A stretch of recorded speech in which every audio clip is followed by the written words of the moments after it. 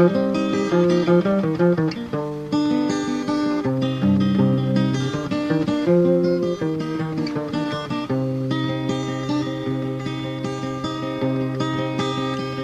geldin, ben seni uzatkan vaktinde gözümün öldüğünü aktı yaşlarım.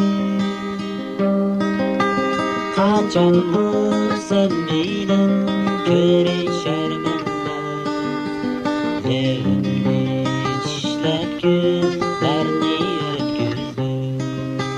Kaçan mı sen benim görüşermende Levimli çişler günlerini ötküzdü. Eysem eysem tügümeydi benim dertlerim.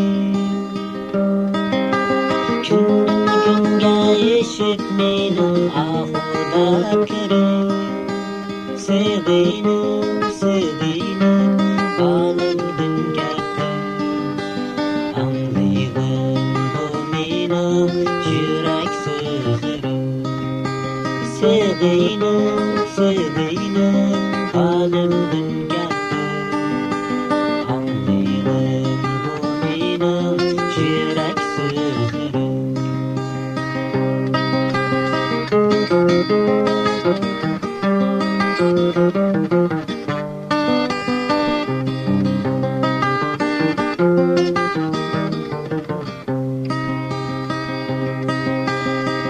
Çünkü vaktimde bunu bilmektim. Bugün ben şu dertlerle kadriye yettim. Gece gündüz uxlaymay, tinmay ahırım. Olur ben intizar yoluma baktım.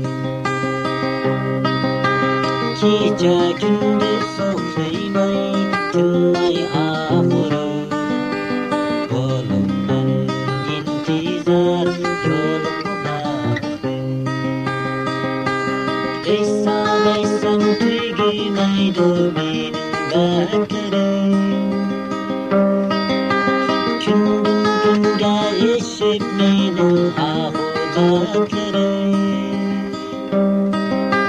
Sevdiğim, sevdiğim halimden geldim. Anlaydım bu benim yürek sözlerim. Sevdiğim, sevdiğim